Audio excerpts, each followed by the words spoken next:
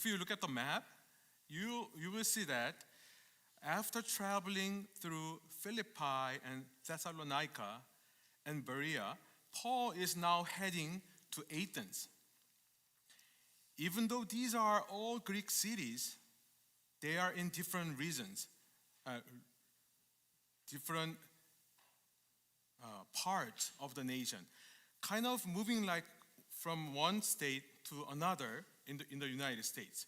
While Philippi and Thessalonica and Berea were in Macedonia, Athens and Corinth were in the region called Achaia. Athens wasn't just another city in Achaia. It was one of the most famous cities in all of Greece.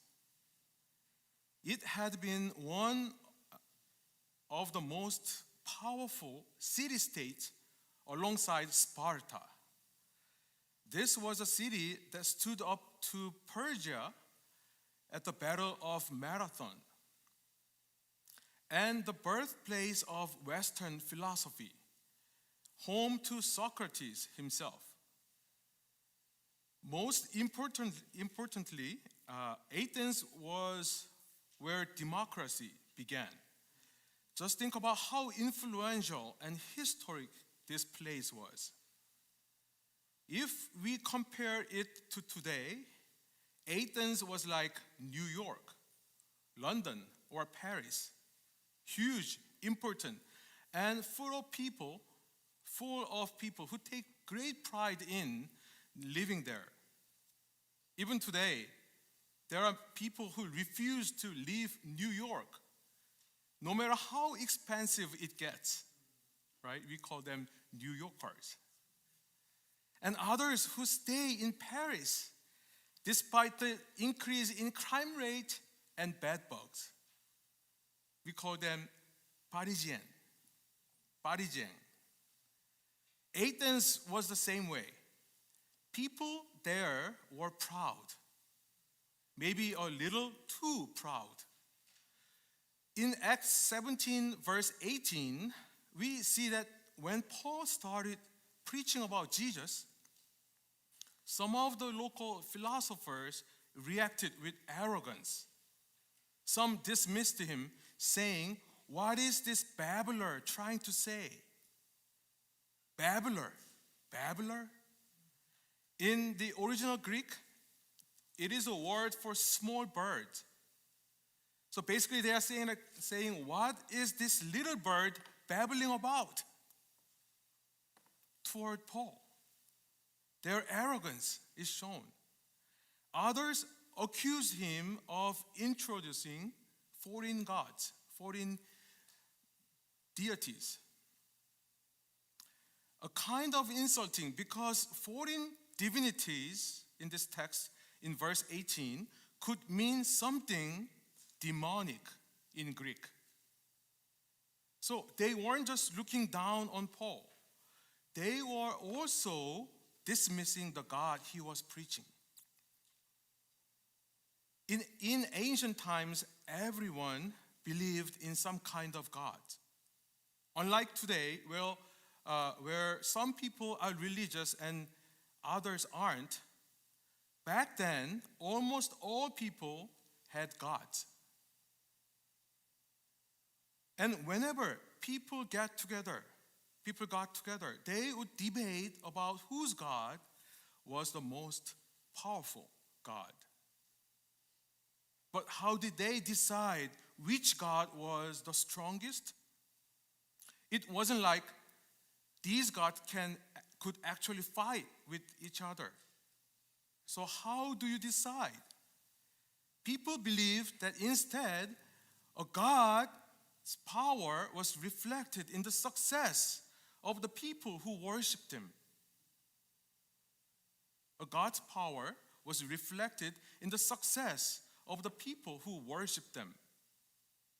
So if you live in a rich, famous city like Athens, it means that your gods were successful God, or strong God.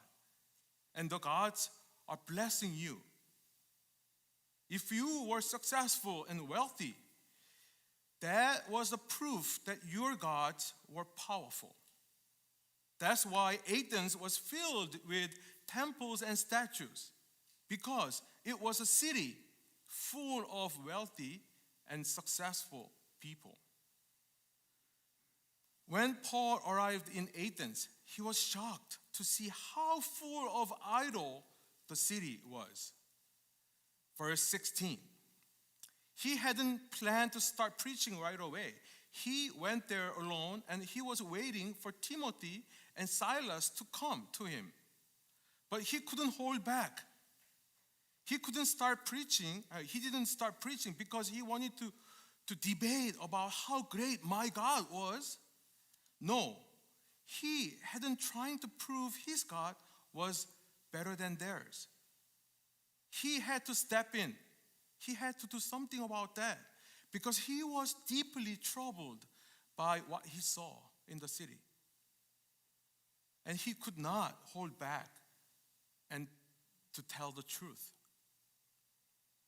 Now, I need to ask you, I need to ask each one of you, do you feel such pain and concern as Paul when you see this city? Don't get me wrong. I hope all of you succeed in your lives. I hope you do well in this country and in this city. But I also hope you don't become so successful that you forget God. Because today, just like in Athens, people worship idols. Not statues maybe, but money, fame, and social status. How many followers you get on social media, how much money you make. These things have become modern day gods. We don't have much time, so we'll skip over the details, but Paul introduces Jesus to the people of Athens, verses 22 to 31. However, he doesn't see much success there. Verses 32 and 33. So Paul left Athens and arrived at Corinth.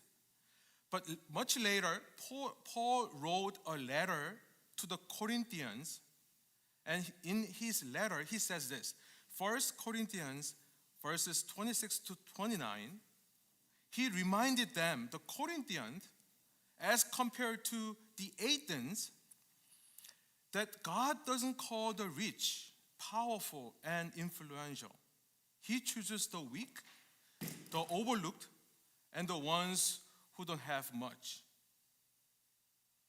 1 Corinthians chapter 1, verses 26 to 29 says this. For consider your calling, brothers. Not many of you were wise according to worldly standard. Is Paul insulting them? No. Maybe he's comparing them to the Athens,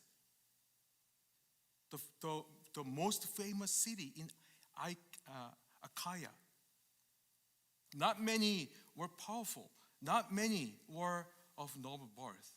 But God chose what is foolish in the world to shame the wise. God chose what is weak in the world to shame the strong. God chose what is low and despised in the world, even things that are not, to bring to nothing, meaning nullify things that are. 한국말로 보면 곧 잘났다고 하는 것을 없애버리시려고 아무것도 아닌 것들을 택하셨습니다. Seems like he's referring to the Athens over against the Corinthians, so that no human being might boast in the presence of God. Athens, the great city of democracy, philosophy, and wealth, rejected Paul's message. Athens is still famous for the hometown of Socrates, the teacher of Plato and Aristotle, the birthplace of democracy and Western philosophy, which became the foundation of the nations today. But the Bible never mentions a church being established there in Athens. Bible has no record of a church there. Meanwhile, in other places like Corinth, people weren't as wealthy or powerful, but they accepted Jesus and became the foundation, a part of the early church. So what does this mean for us? What does this mean for you?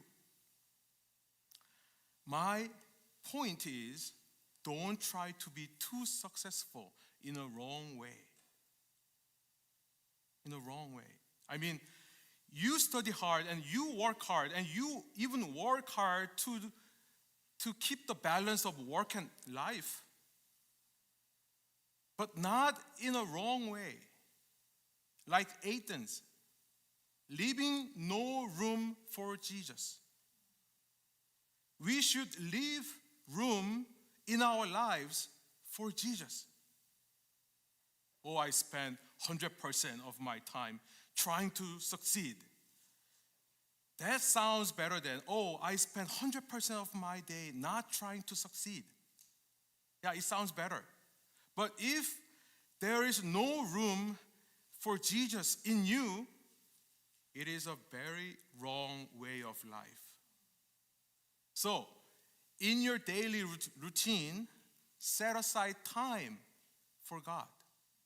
Set aside time for God. Read the Bible, pray, and don't let every moment be consumed by personal success. That is my point. Not to be like proud Athenians. This is a warning. This is the warning from Athens. Even in a busy week, make Sunday a day for God. When I was in college, no matter how much I had to study, I majored in two. I had double major, and I had two part-time jobs. But I let Sundays aside for church. Could I have gotten better grades if I studied that extra day? Maybe. Maybe that's true, if there is a better grade than A. Just kidding. Maybe, but I had to decide what mattered more in my life. That's the challenge for all of us today. Don't let life get so full of ambition and success that there is no room for God. Keep space for Him in your time, in your energy, and in your priorities. Let's pray.